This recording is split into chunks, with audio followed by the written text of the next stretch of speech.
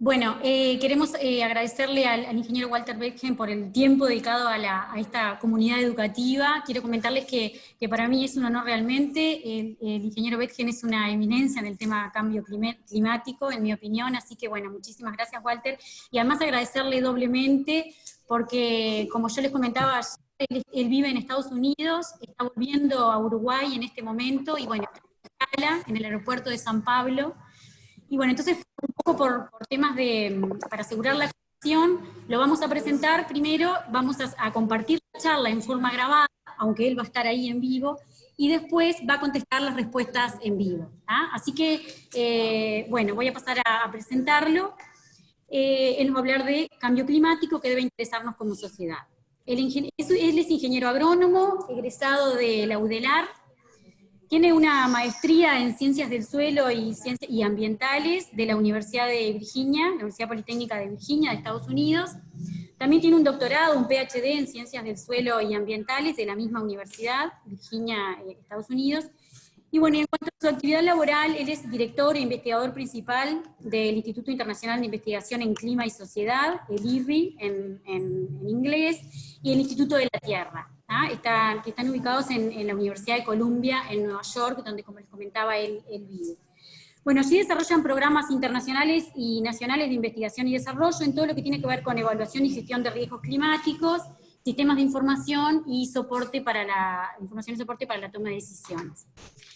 Walter tiene, bueno, como les comentaba, una formación científica y una amplia experiencia en sistemas agropecuarios, en todo lo referente a recursos naturales y evaluación y manejo de riesgos, ¿no? Especialmente todo lo asociado a variabilidad y cambio climático.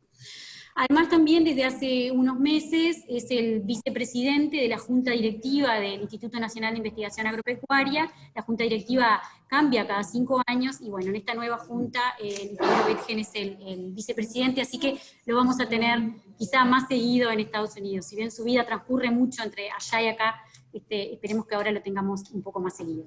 Así que bueno, Walter, te damos un poco la pantalla para que des los buenos días, y después ya pasamos a compartir tu presentación. Bueno, muy bien. ¿Me escuchan bien? ¿No fue? ¿Me escuchan? Hola. Sí, se escucha. Perfecto. Sí, se escucha. No, primero que nada, buenos días. Muchas gracias por la invitación. Y disculpen que no les dé la presentación en forma directa, pero tenía miedo de no llegar a tiempo. Y con todo es complicado viajar en esta época de pandemia. Esto está bastante difícil.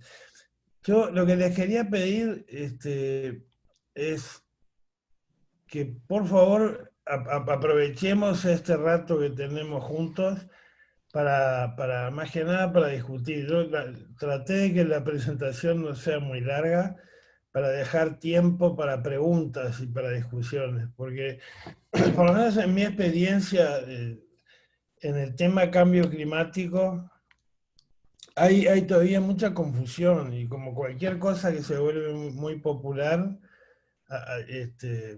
uno escucha todo tipo de cosas. Entonces, yo lo que les pido, por favor, es que con la mayor naturalidad posible, hagan todas las preguntas que se les ocurran en comentarios y todo. Así que justamente para no robarle más tiempo a esa parte, yo voy a parar ahora y le voy a pedir a Marcia que pase la grabación, y me quedo aquí pendiente. Pero les repito, por favor, hagan todas, o sea, ninguna pregunta que hagan es ridícula, ninguna pregunta es absurda. Yo he encontrado en todos los ambientes en que he estado trabajando en este tema que hay mucha confusión, y es entendible que haya confusión porque es un tema que se ha vuelto tan popular que prácticamente cualquiera habla de cambio climático. Y ahí es donde vienen las confusiones. Entonces, por favor, siéntanse lo más libre posible para conversar del tema, para discutir y para hacer preguntas. Así que, Marcia, yo te dejo a ti y me quedo acá esperando. Bueno, muy bien, Walter, muchísimas gracias.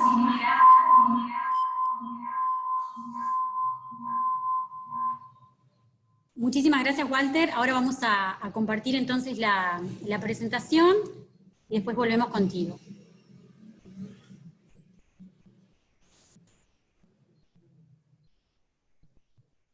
¿Está bien?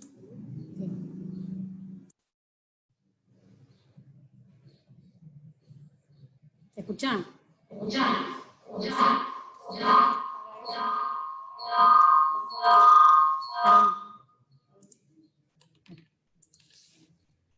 Ahora voy a primero callarme yo.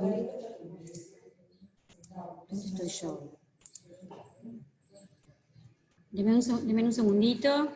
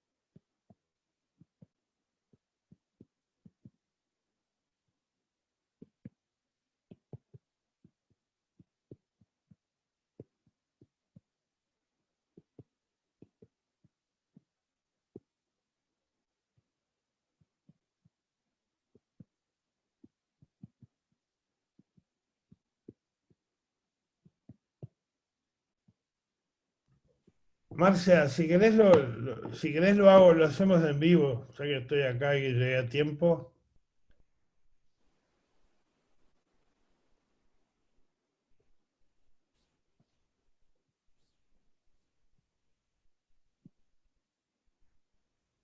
Marcia.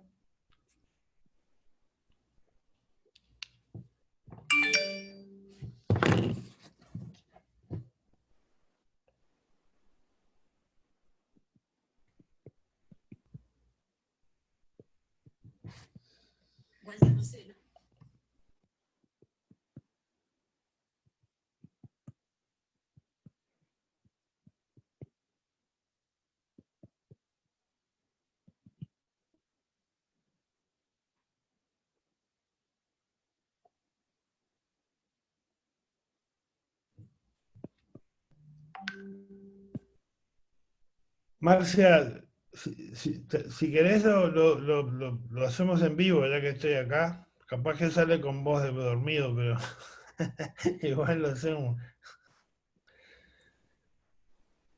Bueno, Walter, si no tenés problema, Sí, sí. estamos A con el ver, inconveniente que no puse el audio. Probamos y funcionaba todo bien, pero ahora no se escucha, se ve perfecta la pantalla, pero no se escucha el audio. Así que bueno, entonces te dejo y tú compartís pantalla. dale. Está buenísimo, te vamos a disfrutar más entonces. A ver, déjame que lo voy a ir abriendo.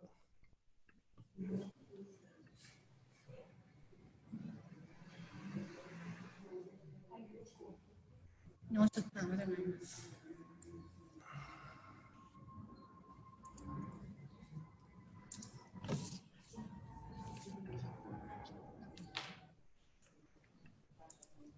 Esas son todas las cosas.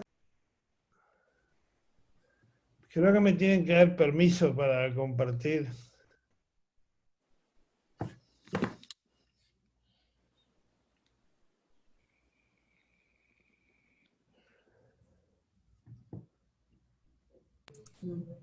Ahí tenés el permiso, a ver si te deja ahora. A ver. No. No, dice que no. No, por ahora no. A ver ahí.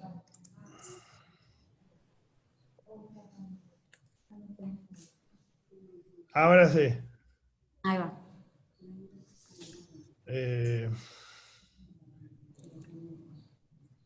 Perfecto. ¿Ahí ven la pantalla?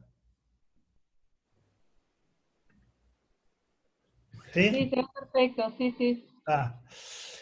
Entonces, yo, después de esa introducción, que lo que se iba a decir era exactamente eso, y que una de las cosas que iba a tratar de hacer era, ojalá, poder discutir bien cuáles son las cosas que yo creo que nos deberían interesarnos como sociedad sobre el cambio climático. La primera cosa que le decía es que lo primero que es bueno hacer es asegurarnos que estamos todos, digamos, en el mismo nivel en cuanto a qué significa cambio climático, calentamiento global, etc. Y para eso hay que empezar, para hablar de calentamiento global, hay que empezar de hablar de efecto invernadero. Entonces, esto es como una caricatura de lo que es el efecto invernadero en un invernadero, en un invernáculo. Y es lo que pasa en un invernáculo, que entra la radiación solar, esa radiación solar entra al invernáculo, hay una parte que lo absorbe el suelo del invernáculo, y después se refleja hacia afuera, ahora como calor, esa radiación se refleja como calor hacia afuera del suelo, hacia el invernáculo, y hay una parte de ese calor que se escapa del invernáculo, pero hay otra parte que rebota en el techo del invernáculo y queda encerrado. Y es por eso que la temperatura adentro de un invernáculo es más alta que la temperatura afuera. Hay una parte del calor que queda atrapado. Y lo mismo pasa cuando uno entra al auto en verano, que es mucho más caliente la temperatura adentro que quedó atrapada. Eso es como un efecto invernadero. Eso es el efecto invernadero en un invernáculo. En el planeta Tierra hay una cosa muy parecida, pasa lo mismo, un efecto invernadero natural en el cual también la radiación del Sol entra, atraviesa la atmósfera, hay una parte que lo absorbe la Tierra, se vuelve a emitir para afuera como calor, como ondas de infrarrojo, hay una parte que se pierde en la atmósfera, pero hay una parte que de vuelta rebota. Y rebota porque en la atmósfera hay gases que tienen el mismo efecto que el techo del invernadero, que el techo del invernáculo. Son gases que atrapan un poco ese calor y lo vuelven a alargar. Y esto es un efecto invernadero natural.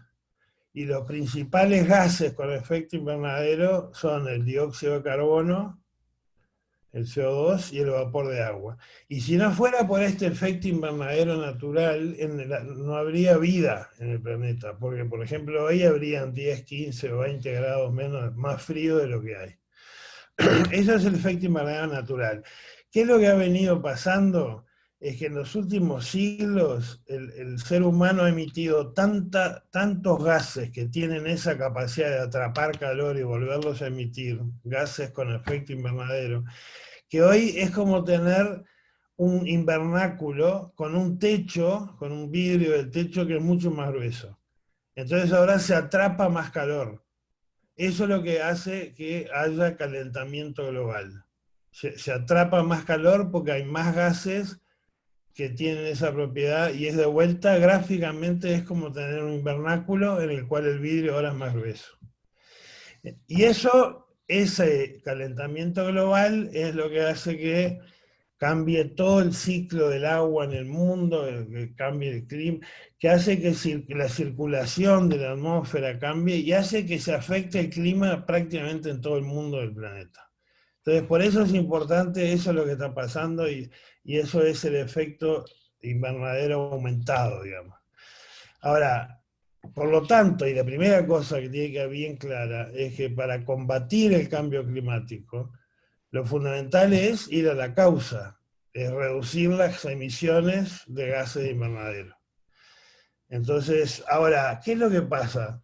Y esto es lo que importa mucho como sociedad. Si hoy parara el mundo, si hoy dejara de emitirse gases de efecto invernadero, incluso parando el mundo, es tanto lo que se ha venido emitiendo en los últimos siglos, que aunque pararan las emisiones del mundo, igual tendríamos efectos sobre el clima por los siguientes 40 o 50 años.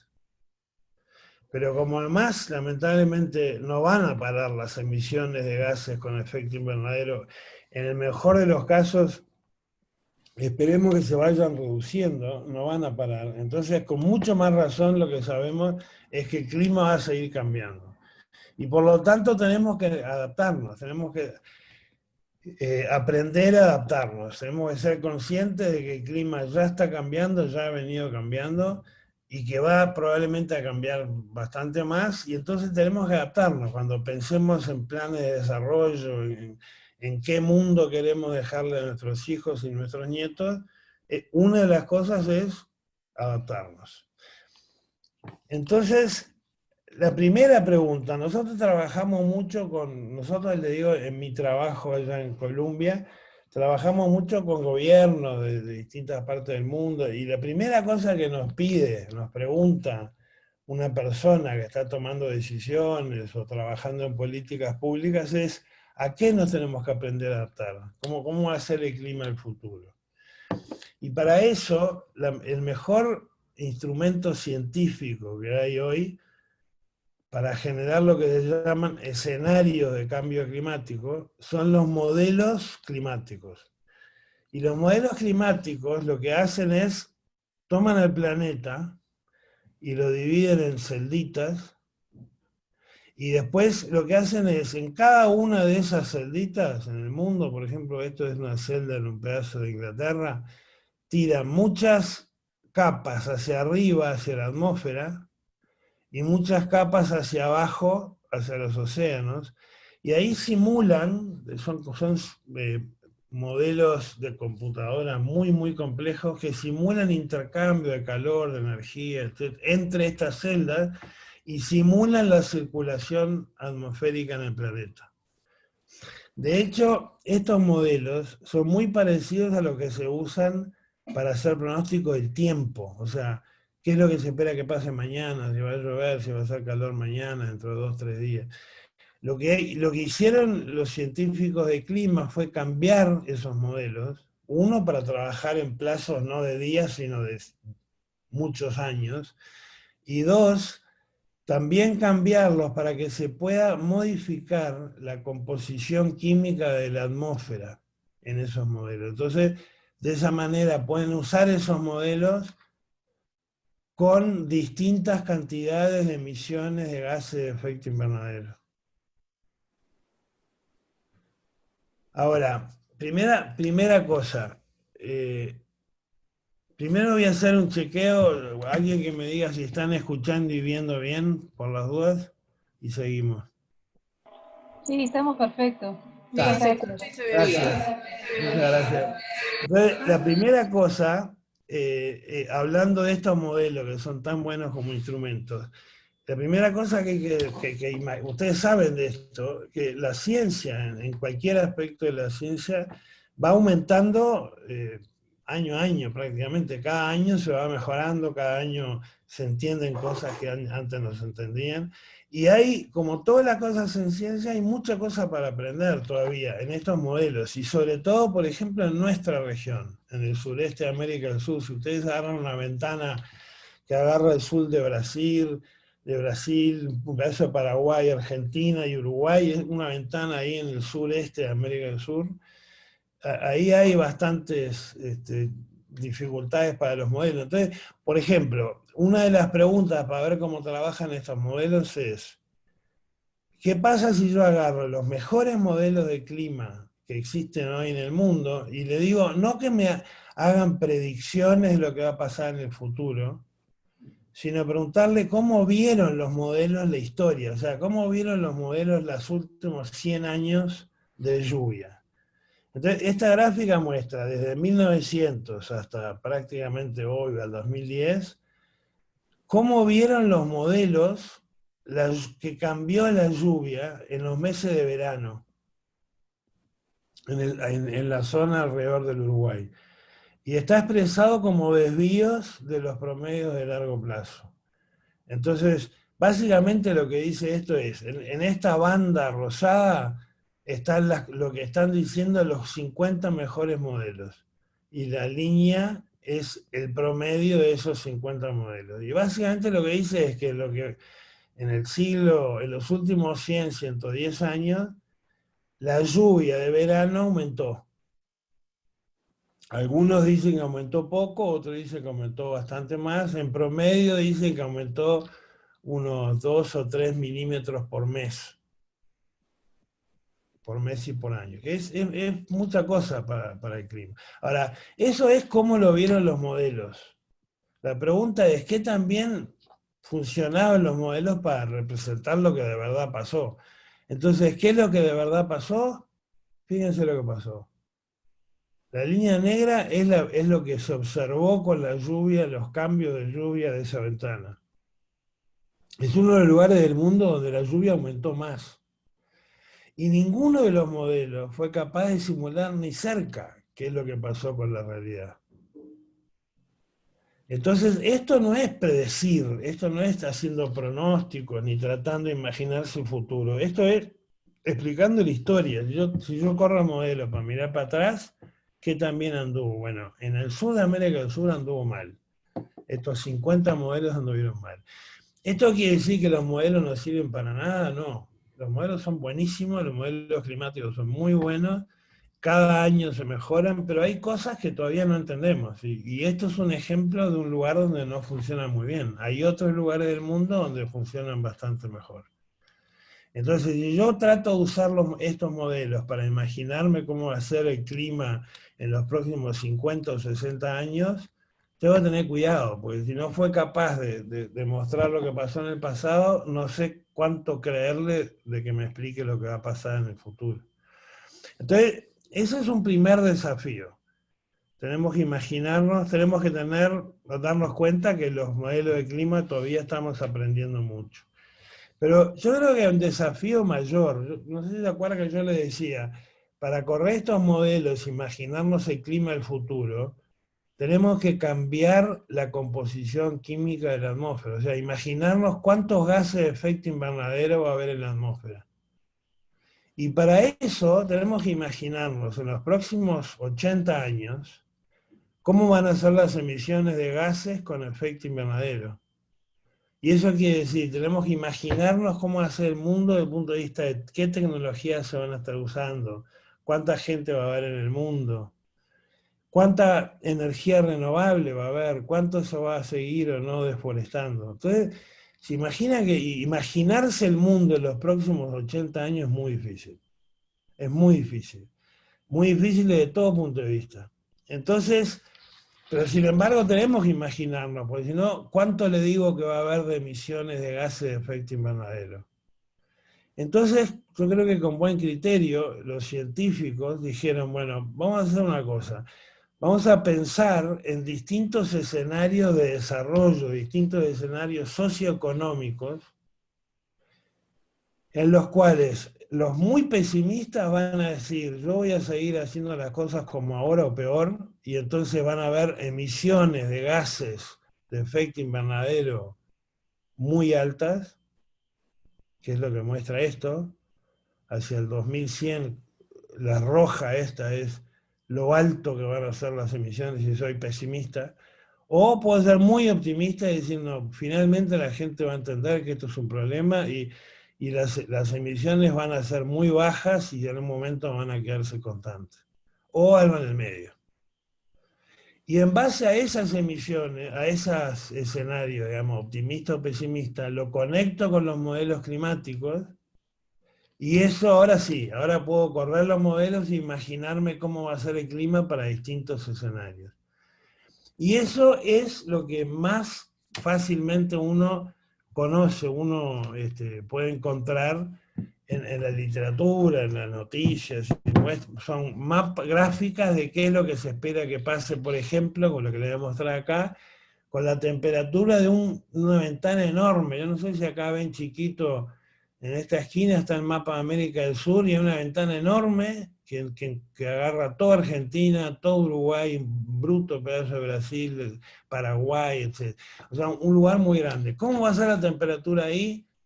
Según estos modelos, y bueno, acá en gris y en negro es la temperatura observada hasta el 2010, y de ahí para adelante, ¿cómo se espera que cambie la temperatura de esa ventana muy grande hacia el futuro, según seamos optimistas en colores azules o pesimistas en colores rojos? Si somos optimistas, la temperatura va a aumentar relativamente poco, medio grado.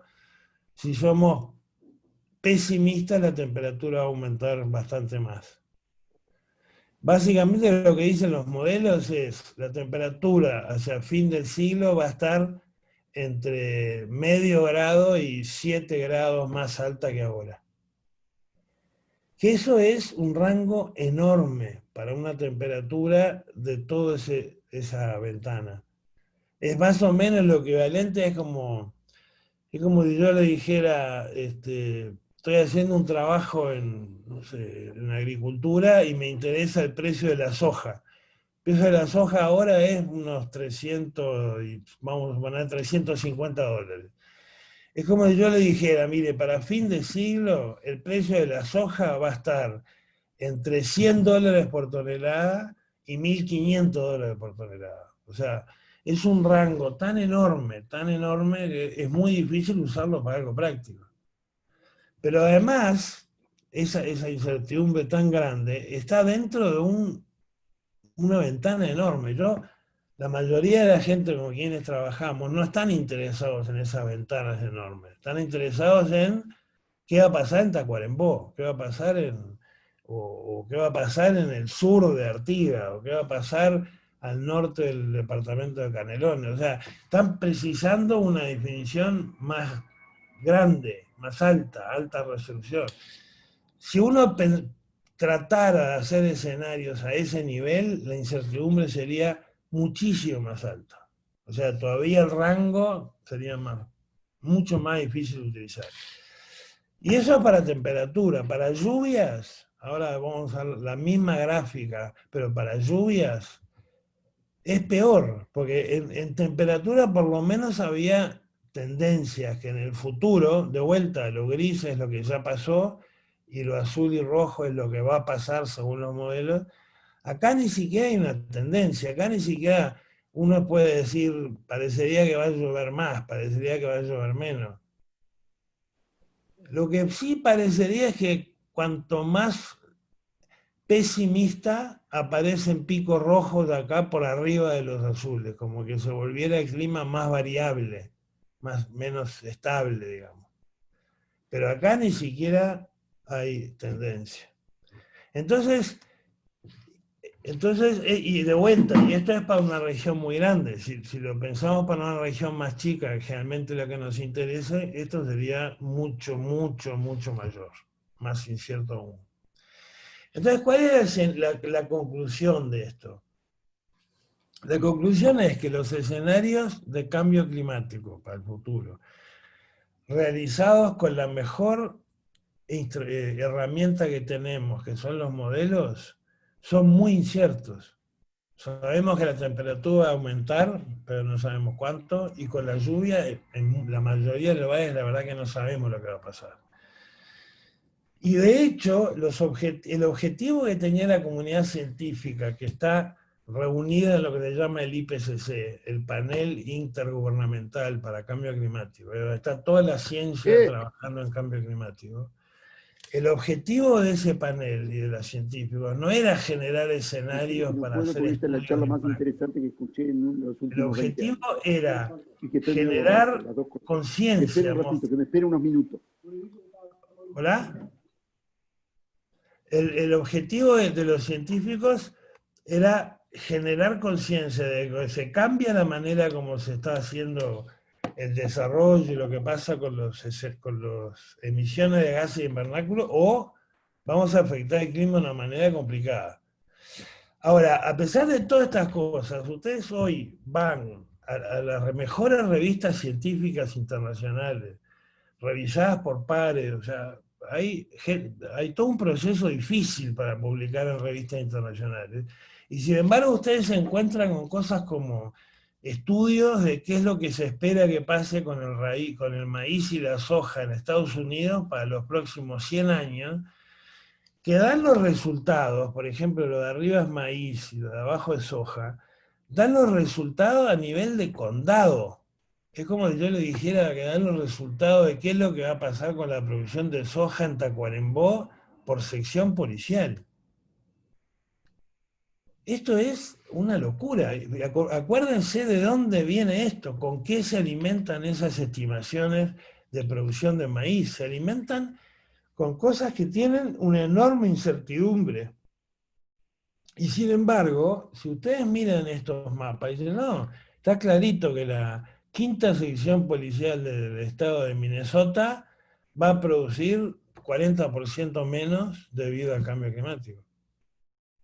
Esto científicamente está mal, porque en ningún momento muestra la incertidumbre que hay atrás de eso. En ningún momento le dice el rendimiento de maíz va a estar entre 2.000 kilos y 15.000 kilos. No, le dice que va a andar en la mitad, 8.000. Pero además de que científicamente es muy malo, es peligroso, porque una información de este tipo, un tomador de decisiones la entiende mucho más fácil. Alguien que está en política pública lo entiende mucho más fácil. Que si uno le habla de incertidumbres y de cosas, de limitación. Entonces, eso es un problema, porque el tomador de decisión puede entender eso y puede interpretarlo erróneamente, puede creer erróneamente que se sabe lo que va a pasar con el maíz a fin de siglo y llevar a tomar decisiones. Para decirle la verdad, eso no es tan peligroso porque la experiencia nuestra es que cuando uno habla con gente que está en política pública, ministros, o gente que está trabajando en cualquier cosa que tenga que ver con política pública, nadie está interesado en periodos que están 90 años adelante. Están interesados como mucho en los próximos pocos años. Si está interesado en algo de infraestructura, de carreteras o algo, bueno, piensa 10, 30 años. Nadie le interesa lo que va a pasar en 2100. Porque está muy fuera de todo tipo de imaginación.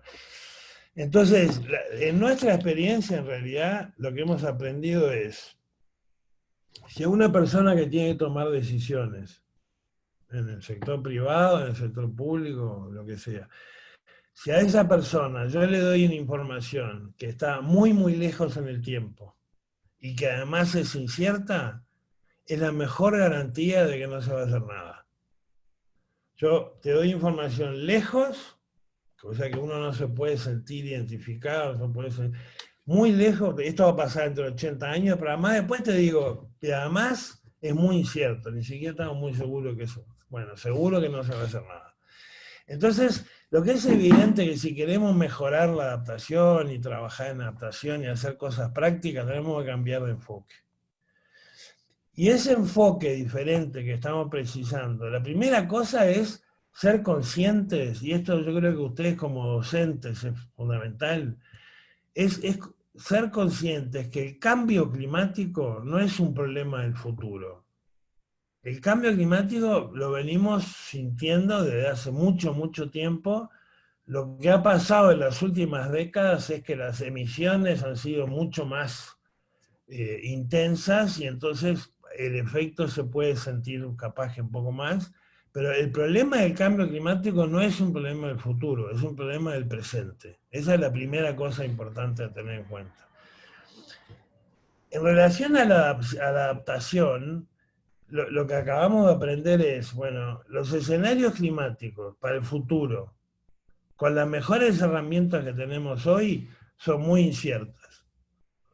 La única cosa que sabemos, ahí sí, ahí la comunidad científica, todos coinciden, es que cuando estamos metiendo más calor en el sistema del planeta, lo que hacemos es intensificar el ciclo hidrológico. Y eso a su vez hace que uno pueda esperar, en algunos lugares más que en otros, pero uno lo que sí puede esperar a medida que se va calentando el planeta es eventos extremos más frecuentes. Más sequía, más inundaciones, más olas de calor. Ahora, esos eventos extremos son los mismos que estamos enfrentando hoy. Entonces, si alguno de los efectos más perjudiciales que uno puede esperar con el cambio climático es debido a la frecuencia, al aumento en la frecuencia de esos eventos extremos. Entonces, cuando viene de vuelta, estamos trabajando con un ministro o con un instituto que hace desarrollo y nos dicen, ayúdennos a mejorar la adaptación al cambio climático. al clima del futuro, nuestra primera pregunta de retruco es, ¿pero ustedes están bien adaptados al clima de hoy? Cuando viene una sequía, ¿tiene un sistema que funciona perfecto? Cuando vienen inundaciones, tienen todo funcionando. En Estados Unidos, el país más rico del mundo, en Nueva York, la ciudad más rica de Estados Unidos, hace unos años pegó un huracán y fue un desastre. Claramente la ciudad no estaba preparada, se quedaron sin transporte público, todos los subtes quedaron sin funcionar, muchísima gente sin electricidad en Estados Unidos y en Nueva York. Entonces, cuando decimos, bueno, la primera cosa que tenemos que hacer para mejorar la adaptación al cambio climático es asegurarnos que estamos bien adaptados al clima de hoy. ¿Qué podemos hacer hoy para estar mejor adaptados a la variabilidad, a esto que en el mismo año pasamos de tener una sequía a tener inundaciones? O tener un día que hay, yo qué sé, 20 grados más que el promedio de lo que debería haber. Entonces, ¿qué es lo que pasa? Si uno mejora la adaptación al clima de hoy, va a tener sociedades más resilientes, sociedades menos vulnerables a lo que pueda pasar en el futuro. Con la ventaja de que las acciones necesarias son necesarias hoy, no hay que no hay que esperar 30 años, 40 años, 50 años para ver si el clima efectivamente está cambiando como pensábamos. No, hoy, ¿qué se puede hacer? Y entonces, eso es lo que para mí es el nuevo enfoque. O sea, ¿qué es lo que importa para la sociedad? Yo me pongo en el lugar de ustedes. Ustedes están formando la próxima generación que se va a dedicar desde gente a clima hasta gente que va a estar trabajando en sectores productivos, hasta algunos que se van a dedicar a la política pública. Entonces, para mí, el mensaje más fuerte que yo le doy, que es el mismo mensaje que le doy yo a mis estudiantes de la universidad, es lo mejor que uno puede hacer. Dos mensajes. El primer mensaje es, el cambio climático es de verdad, no es un invento de los científicos, de verdad hay cambio climático. El peor impacto que está teniendo y que va a seguir teniendo los cambios en el clima no es que despacito vaya subiendo la temperatura, o que despacito la lluvia vaya subiendo o bajando, no. Lo que más afecta el cambio climático a la sociedad es que haya eventos extremos y variabilidad cada vez más grande. Que tengamos sequías más frecuentes y más fuertes, que tengamos inundaciones, que tengamos heladas fuera de tiempo, que tengamos olas de calor, que son de vuelta, no son fenómenos que no conocemos, fenómenos nuevos debido al cambio climático, no, son los mismos fenómenos, pero peores y más frecuentes. Entonces, el primer mensaje es, el cambio climático de verdad, no es un invento. Dos, lo que realmente importa a la sociedad del cambio climático es ese aumento de los eventos extremos. Y tres, la mejor manera de ayudar a una sociedad a estar mejor adaptado a la variabilidad climática es mejorar como sociedad nuestra capacidad de adaptarnos al clima de hoy. Todo lo que hagamos para mejorar la resiliencia, ¿no? Que es un concepto bien lindo, la resiliencia, que disminuyamos la vulnerabilidad de la sociedad, ya sea sistema de producción agropecuario o lo que sea, cualquier cosa, la sociedad en su conjunto. Si lo volvemos menos vulnerables al clima de hoy, esa sociedad va a estar mucho mejor preparada para enfrentar lo que pueda traer el cambio climático. Yo no estoy controlando el tiempo, discúlpenme, pero yo lo que les propongo, si les parece bien, yo no quiero tampoco salirme del esquema que tienen ustedes organizativo, pero capaz que este es un buen momento para parar y ver si tienen preguntas, si quieren discutir algo. ¿Les parece bien?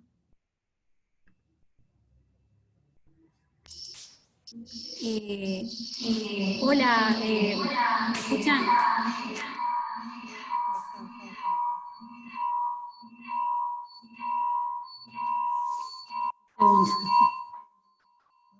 ¿Se acorta? Sí, nos parece buenísimo, Walter, muchísimas gracias por la presentación. Hay cantidad de preguntas, muchísimas, así que capaz que sí es buenísima idea lo que decís. Yo le voy a dar la palabra a Silvia Rodríguez, a la profesora Silvia Rodríguez, que es la que te las va a verbalizar. Solo para decirles, yo, si Bueno, quieren, buenos días para tenemos... todos. Hay un compañero que quiere hacerte una pregunta en primera persona, que me parece interesante que él pueda verbalizarla, pidió permiso. Sí, claro. El compañero que está identificado con iPhone, le damos la palabra.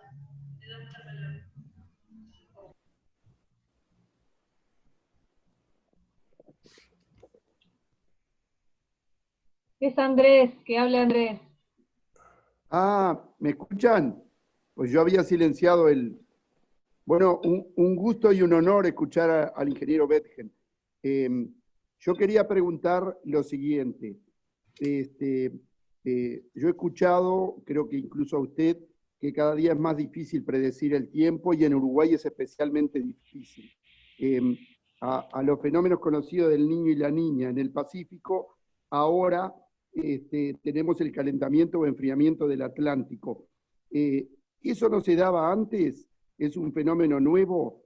Y queremos saber simplemente eso, y si acá es muy difícil, y después quiero solamente felicitarlo porque creo que es fantástico lo que nos dicen, que con el cambio climático tenemos que actuar hoy, no mañana, y yo siempre comento, a ver si usted está de acuerdo, que hay solo dos maneras: reducir la emisión de gases de efecto invernadero y plantar plantas verdes. Muchas gracias, ingeniero. Bueno, muchas gracias a usted por la pregunta. Yo voy a hacer ojalá que pueda contestar lo más breve posible para darle lugar a todos. La primera parte de la pregunta, que fue si es más difícil en Uruguay imaginarse lo que va a pasar con el clima. La primera cosa que está bueno es aclarar, ¿no?, que el clima tiene distintas escalas, ¿no? Por ejemplo, está lo que le llamamos el tiempo, es qué es lo que va a pasar con la lluvia y la temperatura en escala de días. Entonces hay pronóstico del tiempo, que es lo que uno ve en la radio, en la tele. Eso es lo que va a pasar con los próximos días. Y después están los pronósticos climáticos, que pueden ser, por ejemplo, pronóstico climático estacional, o sea, ¿qué es lo que se espera? Ahora estamos estamos en la primavera. Bueno, ¿qué se espera para esta primavera? ¿Qué se espera para los próximos 3 meses? Ahora ya no estamos hablando de días, sino de meses. En Uruguay tenemos la suerte de que el Niño y el fenómeno del Niño afecta el clima del Uruguay. Ahora, lo afecta a esa escala. Lo afecta a la escala de meses. No es lo que va a pasar mañana ni pasado mañana, sino qué es lo que se puede esperar con la primavera, con el verano. Entonces, por suerte en Uruguay lo afecta. Digo por suerte porque eso nos permite decir algo de la chance de qué es lo que pueda pasar en la primavera. En otros países no tenemos ni idea. Si alguien nos pregunta qué va a pasar en los cerrados, por ejemplo, brasileros, donde el Niño no afecta, nunca tenemos ni idea. Nunca nadie tiene idea de lo que va a pasar en los próximos 3 meses. En los lugares donde afecta el Niño es bueno porque permite predecir un poco más. O sea que en realidad hay cosas que es, por ejemplo, lo que sí es muy difícil en Uruguay, pero también en muchos otros lugares, es predecir qué es lo que va a pasar en el verano, porque en el verano tenemos esas tormentas de verano que son tan chiquitas y que llueve en un lugar y a los 500 metros no llueve. Entonces es muy difícil trabajar a esa escala. Pero yo le diría que al revés, en general tenemos la suerte, por lo menos, que a esa escala de meses en Uruguay, como afecta al Niño, algo podemos decir. Y lo que usted dijo está bien.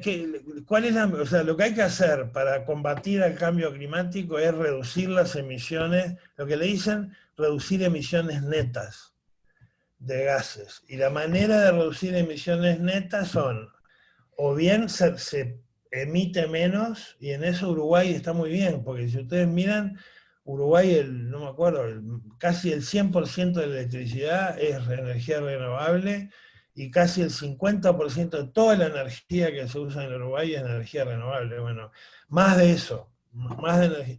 O sea, una manera es reducir las emisiones, y la otra es sacar gases de efecto invernadero, sacar carbono de la atmósfera. Y eso es lo que hacen las plantas. Tenemos la bendición de que el proceso de fotosíntesis es justamente lo que hace.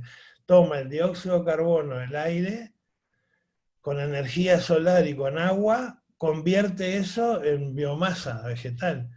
Entonces lo que tenemos que asegurarnos es que esa biomasa quede de una manera permanente. Que no sea solamente que es carbono que lo agarro y después se me escapa de vuelta, y lo agarro y se me escapa. Por ejemplo, aumentar el carbono en el suelo, eso que es buenísimo para la producción, porque aumenta la materia orgánica, se mejora la calidad del suelo, eso a su vez ayuda al cambio climático, porque estás fijando carbono, está enriqueciendo el suelo con carbono. Se me fue muy larga, pero gracias por la pregunta. Mil gracias a usted. Bien, tenemos varias preguntas que están relacionadas unas con otras. Ahí y que va. vos a lo largo de la charla estuviste haciendo precisiones, pero estaría bueno que las puntualizáramos justamente en esas respuestas, no sé si te parece. Sí, agruparlas me parece bueno. La compañera Vanessa pregunta si hay una teoría que habla sobre el enfriamiento global, que qué pensás de la misma. No la conozco. O sea, lo que él hay, como yo les decía al principio, cuando un tema se vuelve popular, es ideal, hablando en criollo, para tirar cualquier bolazo.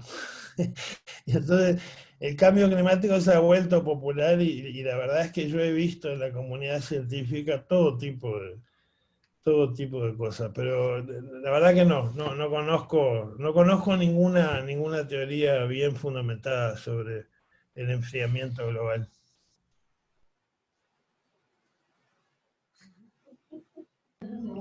Bien, Alicia y Vanessa realizaron dos preguntas que están bastante relacionadas. Dado que tenemos registros de hace miles de años, ¿en qué evidencia se basa la afirmación de que los cambios esperados son solo por emisiones y no por evolución natural del planeta? ¿Se ha estudiado esa posibilidad?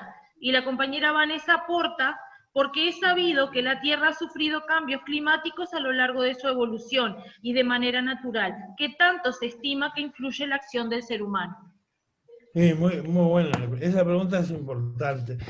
Porque cuando uno piensa, a ustedes no les tengo que decir, pero ya lo saben por eso, pero cuando uno piensa en escalas así, geológicas, si uno piensa en millones de años, si uno se empieza a imaginar lo que era la Tierra en el origen de la Tierra, bueno, pues imagínense lo que ha cambiado el clima en los últimos cientos de millones de años.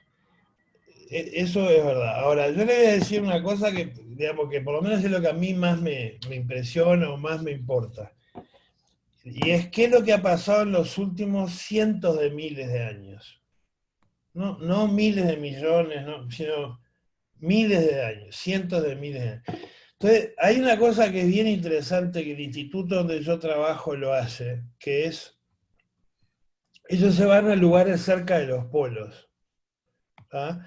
Y entonces, con los mismos instrumentos que se perfora la tierra para sacar petróleo, ellos hacen unos muestreos de muchos metros de profundidad en el hielo cercano a los polos.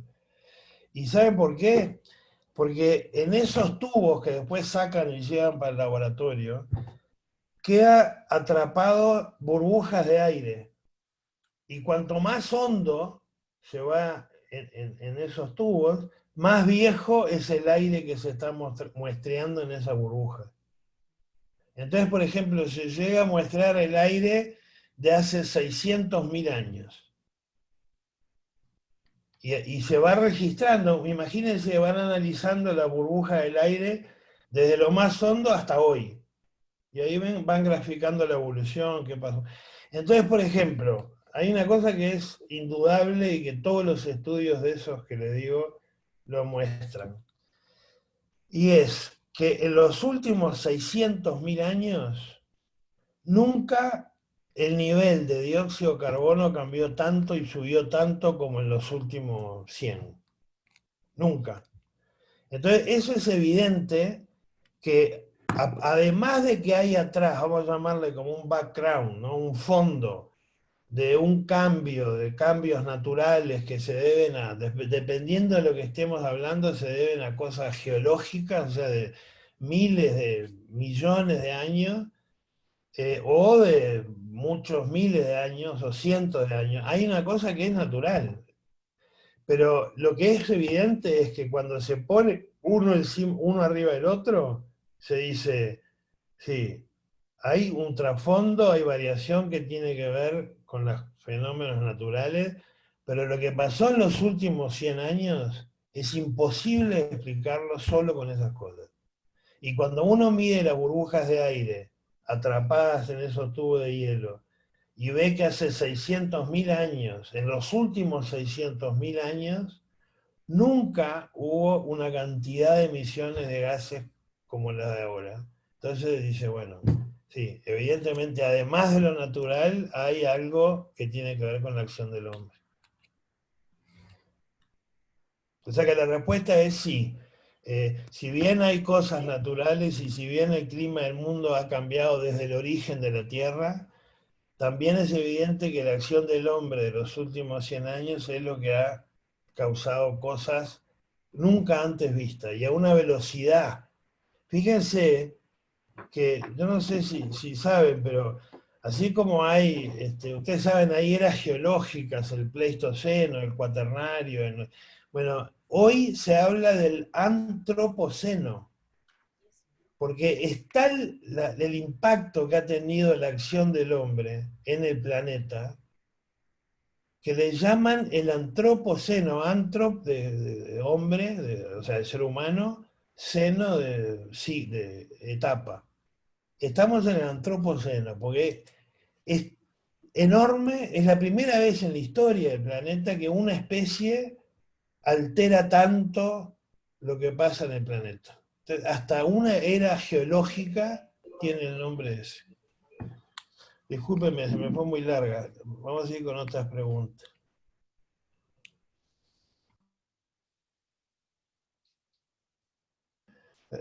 Silvia, tenés el micrófono apagado. Silvia, el micrófono apagado. Hola. Silvia, no se te escucha, ¿nos escuchas? Tienes el micrófono apagado.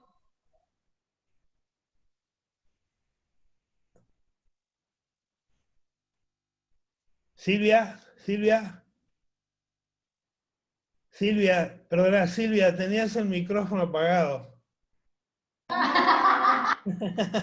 Perdón. Vuelvo a reiterar, ahora sí. Ahora sí. Como estabas hablando sobre el nivel del mar y todo eso, la compañera Lorena habló sobre las proyecciones, pregunta sobre las proyecciones del aumento del nivel del mar. Y plantea lo siguiente, sobre las valoraciones que se puedan estar haciendo en referencia a esto, sobre el impacto que puedan tener, por ejemplo, los grandes incendios que hubieron este año. Sí. Sobre el nivel del mar... Sobre el nivel del mar, sí, eso también está bastante bien estudiado. Ahí hay dos cosas que pasan, ¿no? Una es que, ustedes saben, si aumenta la temperatura del agua, eso se expande. Entonces, la misma cantidad de agua ocupa más volumen porque está más caliente y eso hace que suba el nivel del mar. La otra cosa es que es muy peligrosa, muy una amenaza muy grande, es que se vaya derritiendo hielos permanentes, ¿no? Y los hielos que están tanto en el Ártico como en la Antártida.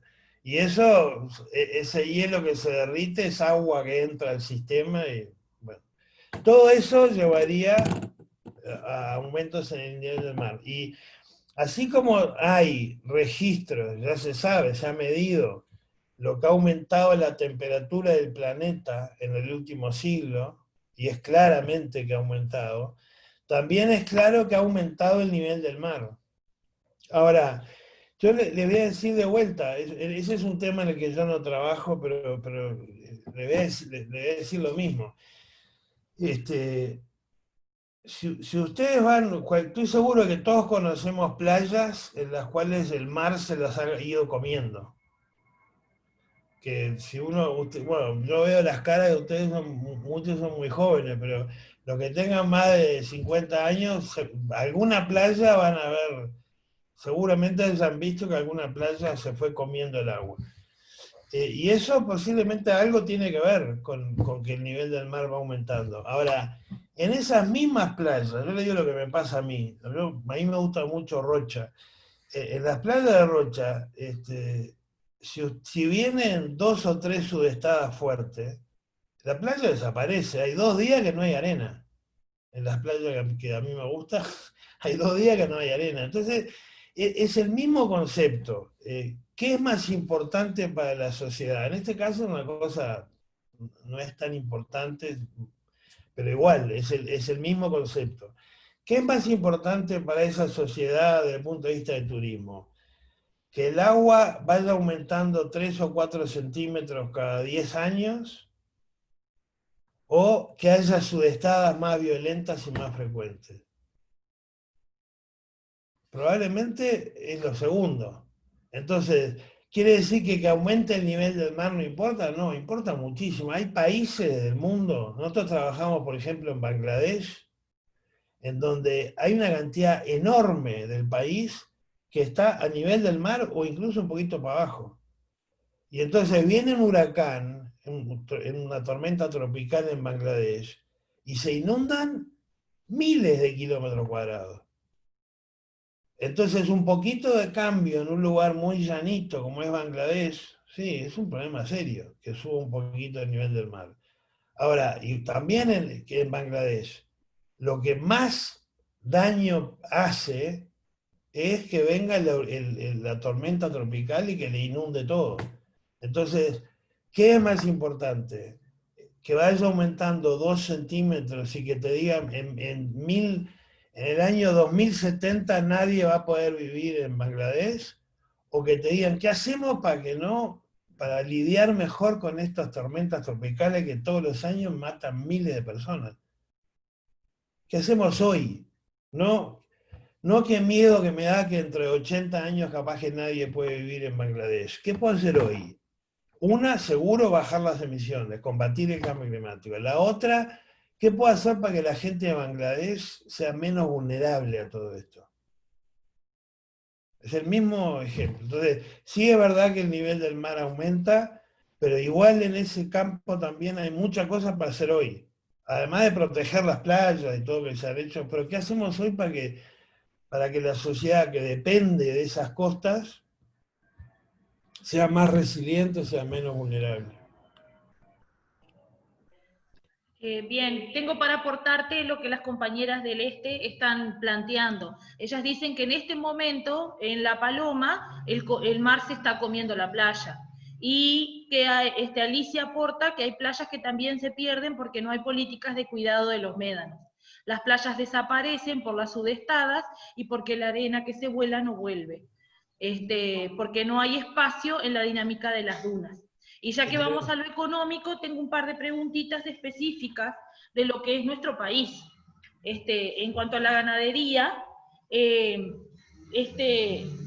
la profesora Yolanda plantea si los cambios se notan más o si son más pronunciados, por más que si dependen solamente del hombre o si directamente, ¿sí? Lo de la ganadería, está perfecto.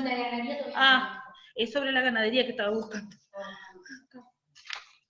Ah, Acá. yo creo que ¿Cuánto crees que contribuye la ganadería en el cambio climático? Y acá en nuestro país específicamente la extensiva y la intensiva, que está tomando mucho más terreno con algunas formas de producción. sí, la ganadería se ha vuelto el malo de la película, ¿no? O sea, cuando uno habla de cambio climático, el malo, el bandido, ahora es la ganadería. Las vacas son casi que asesinas.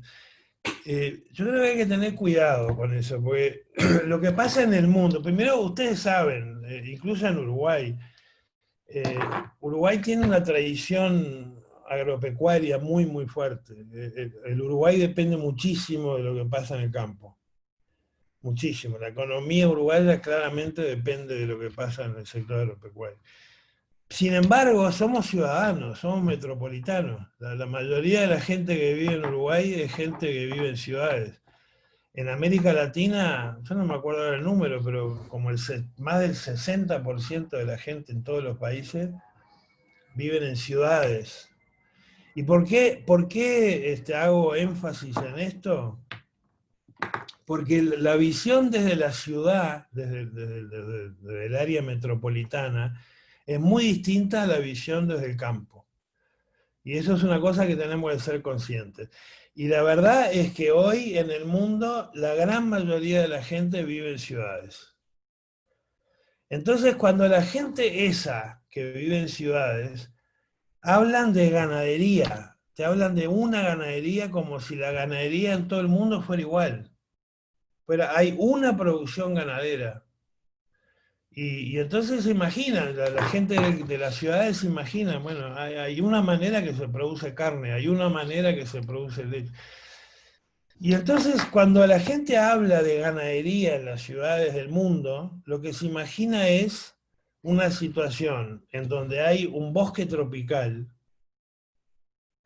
vienen bulldozers o vienen gente y corta ese bosque tropical, lo prende fuego, lo limpia y después mete una pastura y después produce ganadería.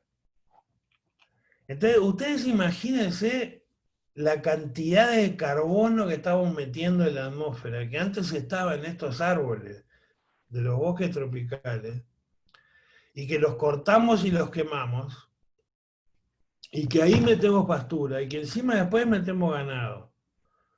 Eso es totalmente distinto a producir ganado en un lugar como Uruguay o como las Pampas, en donde las pasturas siempre fueron pasturas. En Uruguay no había un bosque tropical que vino Hernandarias y lo cortó y ahí metieron las vacas. Uruguay desde siempre, las Pampas fueron pasturas naturales. Entonces no estamos destruyendo y mandando a la atmósfera miles de toneladas de carbono que antes estaban en bosque tropical. Esa es la primera cosa. La siguiente cosa es, yo les decía, hay gases que son capaces de atrapar calor y reemitirlo, y eso es lo que se llaman gases de efecto invernadero. Gases que simulan el techo del invernáculo. Bueno, hay gases que son capaces de atrapar más calor que otros. Y entonces, por ejemplo, si el dióxido de carbono tiene un valor 1, el metano tiene un valor 20, más o menos. O sea, el metano es 20 veces más capaz de atrapar calor y emitir calor que el dióxido de carbono. ¿Y el metano de dónde sale? Una de las fuentes es la ganadería de los rumiantes, como las vacas. La digestión de las vacas, de los rumiantes, genera metano. Genera metano porque las vacas tienen la increíble habilidad, si ustedes se ponen a pensar, las vacas tienen la increíble habilidad de comer cosas que es como si uno se comiera un pedazo de madera, que es casi celulosa y lignina, y cosas que durísimas y muy difíciles de digerir.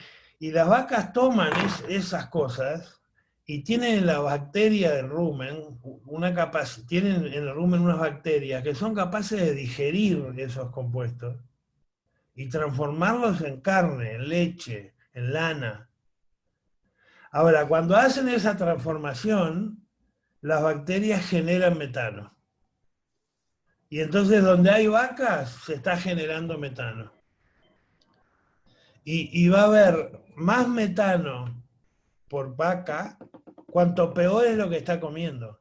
Si está comiendo cosas que tienen mucha celulosa, pastos secos, duros, a las bacterias les cuesta más digerir y eso va a generar más metano. Entonces, ahora, ahí yo creo que tenemos que tener mucho cuidado. Digamos, primero que nada, ¿cuánto contribuye la ganadería en Uruguay al cambio climático, a las emisiones?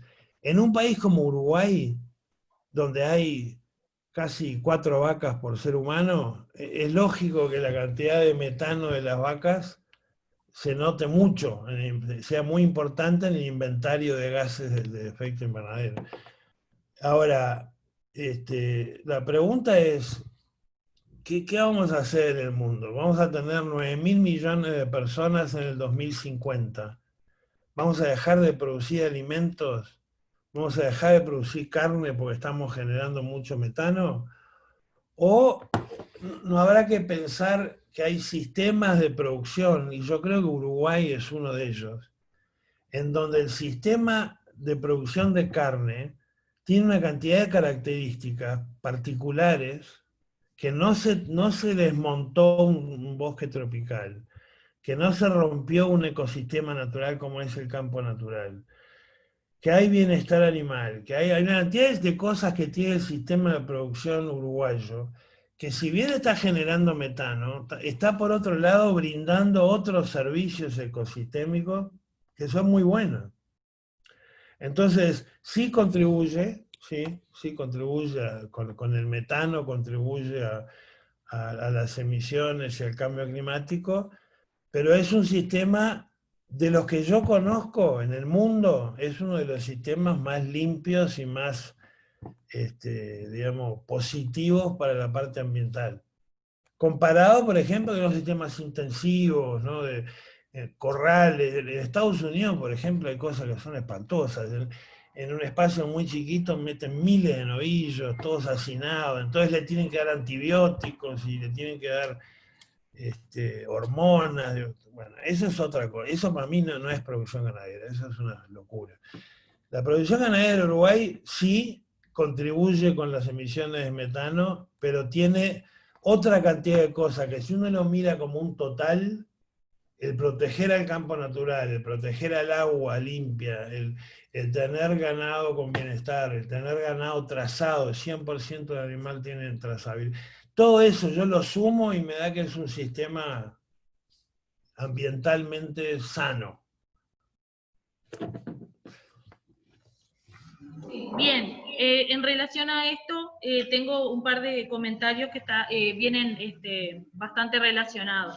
La compañera Laura hacía referencia justamente a eso, a las acciones que efectivamente fueran eficientes para disminuir las emisiones, teniendo en cuenta el mundo productivo, que es lo que vos estás mencionando con el ejemplo particular de Uruguay. La población, ¿habrían acciones específicamente eficientes y compatibles con la vida económica y productiva para disminuir? Y justamente, pensando en el ejemplo que vos pusiste de decirle a Bangladesh que dentro de 60 años no van a existir más, ella plantea, ¿complementa adaptarse a sobrevivir a esas adversidades climáticas que ya comenzaron? Sí, yo por eso le decía, digo, antes que nada, yo espero que quede bien claro, por lo menos en mi opinión, ¿no? Lo que es fundamental en el tema cambio climático es combatirlo. O sea, la única esperanza que tiene el ser humano en el largo plazo de sobrevivir es parar, cambiar el modelo de desarrollo, cambiar el modelo que tenemos hoy. Si seguimos a la tasa de cambio climático que viene pasando, la humanidad no va a poder no va a poder tomar cuenta. Entonces, número uno, y antes que nada, lo que hay que hacer en el tema de cambio climático es combatirlo. es bajar las emisiones de gases de efecto invernadero.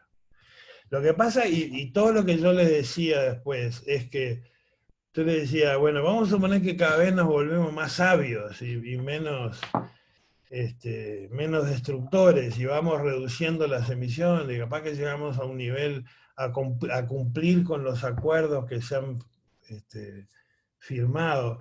Incluso en ese caso, el clima va a seguir cambiando, y por eso yo le pongo tanta atención a tener que adaptarnos. Número uno, tenemos que reducir las emisiones, pero pase lo que pase, va a seguir cambiando, pase lo que pase, tenemos que seguir adaptando. Eso antes que nada.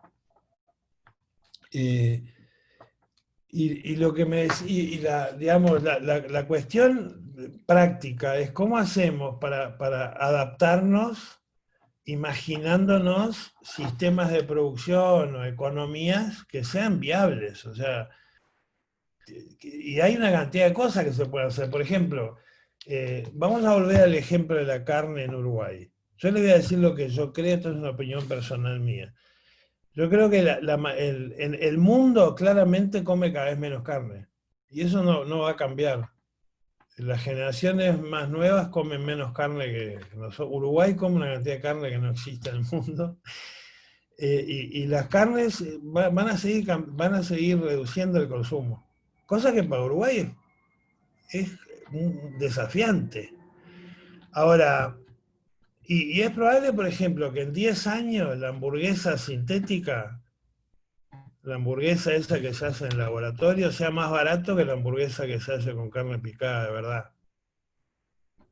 Ahora, la pregunta es, yo lo que me imagino en ese mundo del futuro cercano es que aunque pase eso, aunque la hamburguesa sintética sea más barata, va a haber una cantidad de gente. Por suerte, la otra cosa, antes de conectarlo, hoy se espera que dentro de 10 años, en el 2030, el 80% de la población del mundo, 80% de la población del mundo va a ser clase media. Clase media en Bangladesh es distinto que clase media en Estados Unidos, pero es clase media. O sea, es gente que tiene todas sus necesidades básicas satisfechas y que les queda un ingreso suficiente para cada tanto hacer una cosa que no es lo básico, es por encima de lo básico. ¿Está? Bueno, 80% de la gente va a ser considerada clase media. Cosa que es buenísimo para el mundo. Bueno, yo lo que me imagino es que en ese mundo, y con la hamburguesa sintética más barata que la hamburguesa de verdad, igual va a haber una cantidad de gente que cada tanto se quiere comer un rico churrasco, que se quiera comer una colita de cuadril, que no sea, voy a comer carne y lo único que hago es compro la hamburguesa sintética. Es como me doy mi gustito, quiero festejar algo, hoy para festejar algo compro un buen vino. Bueno, yo me imagino de la misma manera que uno hace eso es, me voy a comprar un buen corte de carne, de verdad. No del laboratorio, de verdad. El laboratorio tengo para comer todos los días. Entonces, ahora, la otra cosa que está pasando, si ustedes se ponen a pensar, y sobre todo las generaciones nuevas, por suerte, les están dando importancia y valor a cosas que antes nosotros no les dábamos. Entonces, por ejemplo, yo tengo hijas en los 20 y pico a los 30, y mis hijas miran cosas cuando van a comprar algo que para mí es todo nuevo. Ellos, por ejemplo, dicen, no, esta marca de ropa yo no la compro porque emplean niños en Bangladesh. Entonces es una marca que a mí no me gusta.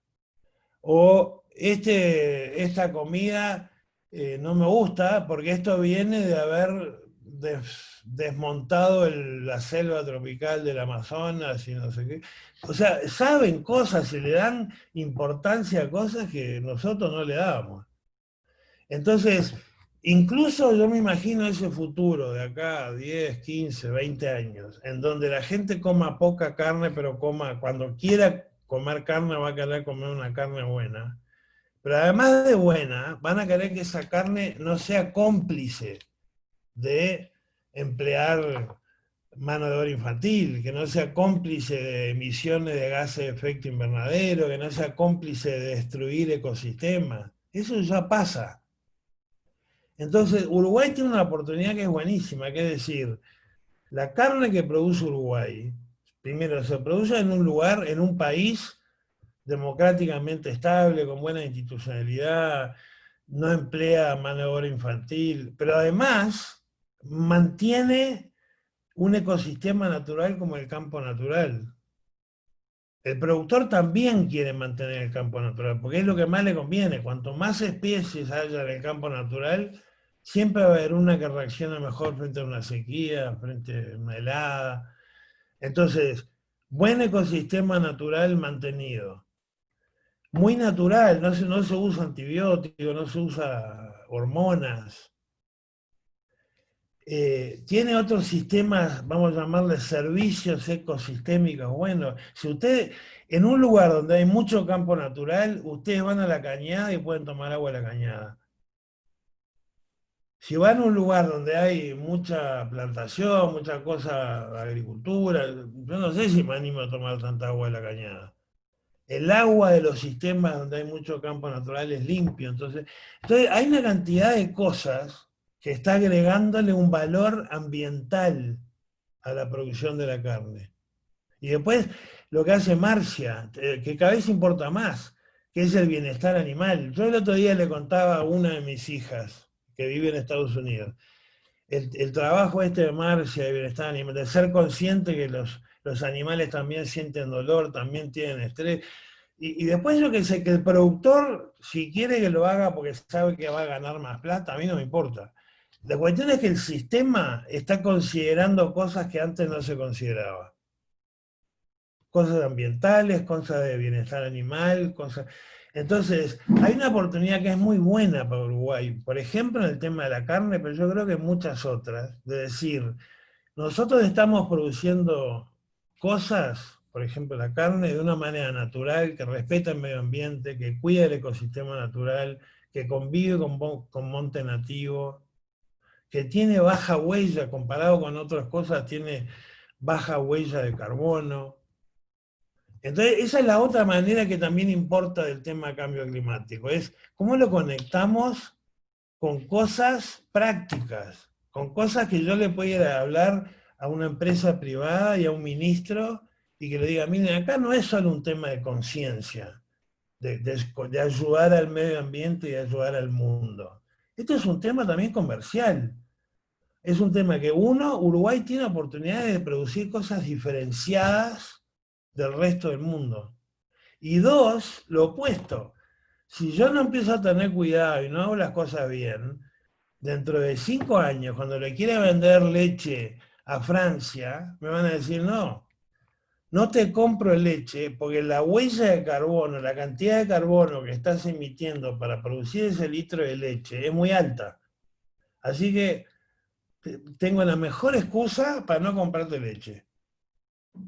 Entonces, hay hasta también un sistema de responsabilidad social y hay temas de conveniencia económica.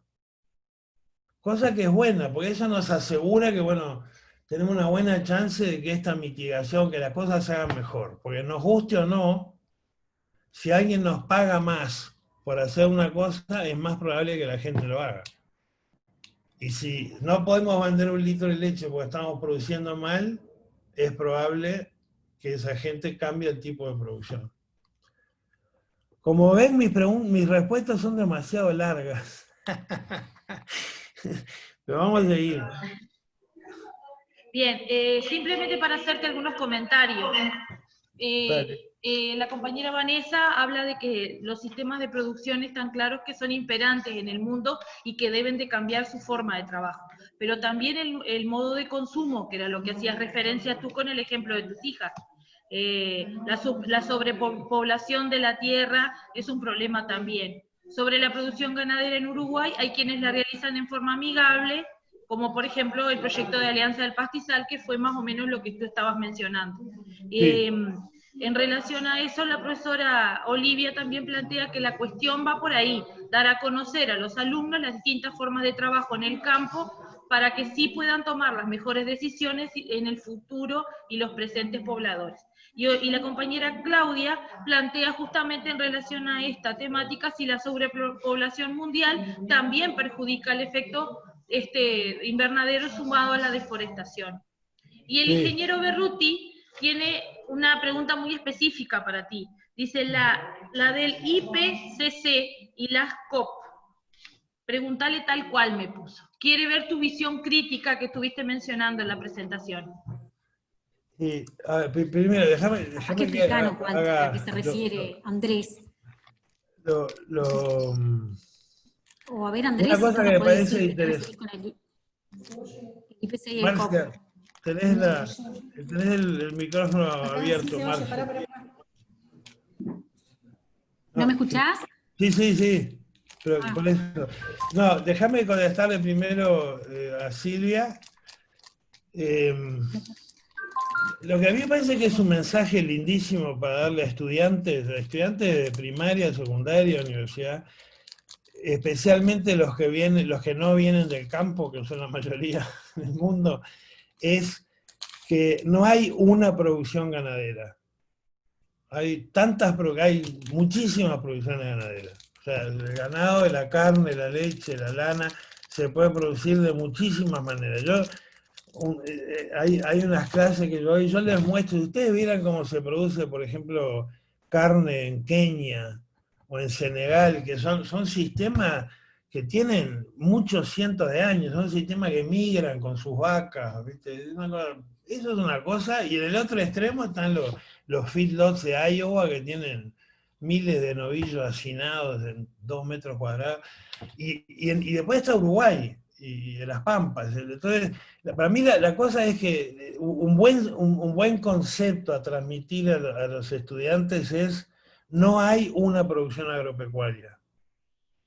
Hay muchas diferentes producciones de carne, diferentes producciones de lana, algunas son muy buenas, otras son muy malas para el medio ambiente, lo mismo para la soja o para los árboles. No se puede meter en la misma bolsa cualquier cosa que produzca ganado. Y el ciudadano que no conoce el metropolitano tiende a hacer eso, tiende a pensar, hay una manera de producir carne y chao. Entonces, ese es un mensaje. La pregunta que tú me decías de Berruti, creo que me dijiste, el IPCC y las COPs. ¿Eso qué es? El IPCC es el panel intergubernamental para cambio climático. Es una cosa que las Naciones Unidas en los 90, creo que fue en el 92, hubo un gran evento ambiental. Fue la primera vez que seriamente los gobiernos del mundo y todo dijeron, tenemos que hacer algo con el tema cambio climático, medio ambiente, en el 92 creo que fue, en Río. Y entonces ahí surgieron distintas cosas. Bueno, una de las cosas que surgió fue, necesitamos que la comunidad científica se organice para generar la mejor información posible sobre cambio climático y que periódicamente nos informe a los gobiernos. Si ustedes piensan, es una idea buenísima. Es decir, como gobierno yo no quiero ir al tanteo. Como gobierno yo quiero elaborar políticas, incluso políticas de desarrollo, que se basen en buena ciencia. Entonces crearon el IPCC. Entonces el IPCC lo que hace es, cada país del mundo, todos los países del mundo, nombran delegaciones de científicos que lo representan y se juntan y trabajan y van, digamos, de una manera resumiendo cuál es el estado del arte, qué es lo que se sabe hoy, lo mejor que se sabe hoy sobre cambio climático en el mundo. Y esos son lo que hacen los escenarios, es lo que yo les mostraba, que la verdad que sirven para llamar la atención, para tomar conciencia, pero no sirven para tomar decisiones. Pero son importantísimas, es la primera vez que se juntó la comunidad científica. Y las COP son las reuniones que se hacen anualmente, también apoyado por los sistemas de Naciones Unidas, en donde las delegaciones políticas ahora, gubernamentales, discuten qué es lo que van a hacer para combatir el cambio climático. Es la conferencia de las partes, se llama.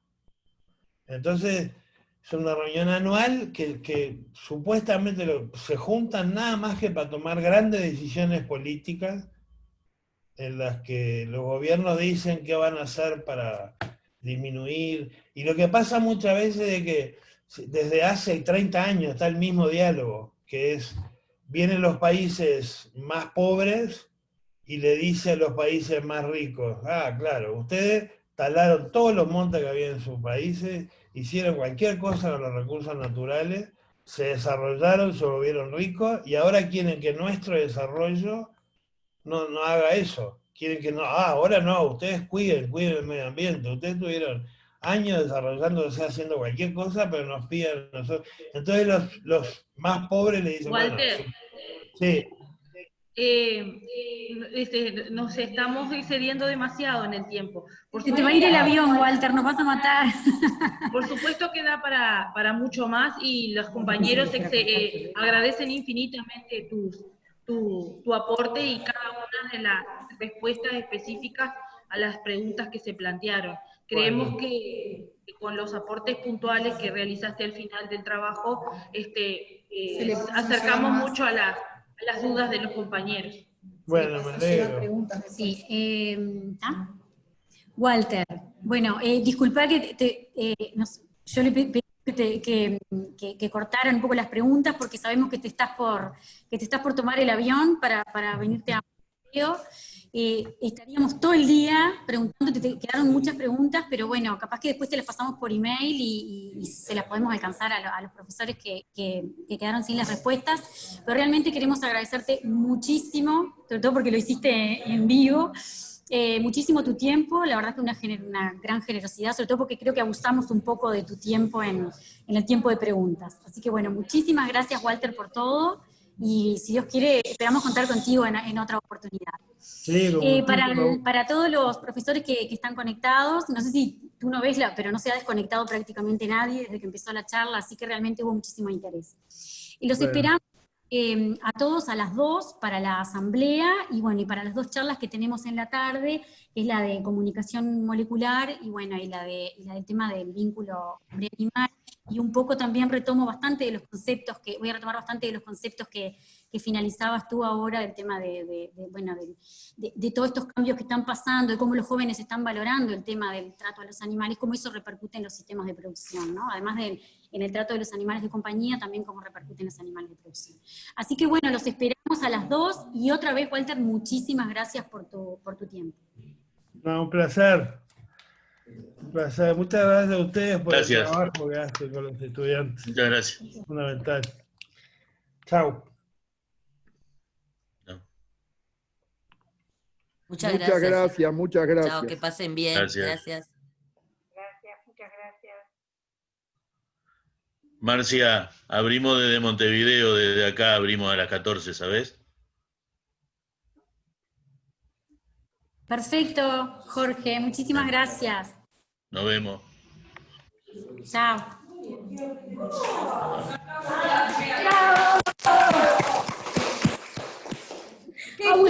Abusado el pobre hombre. No, pero estuvo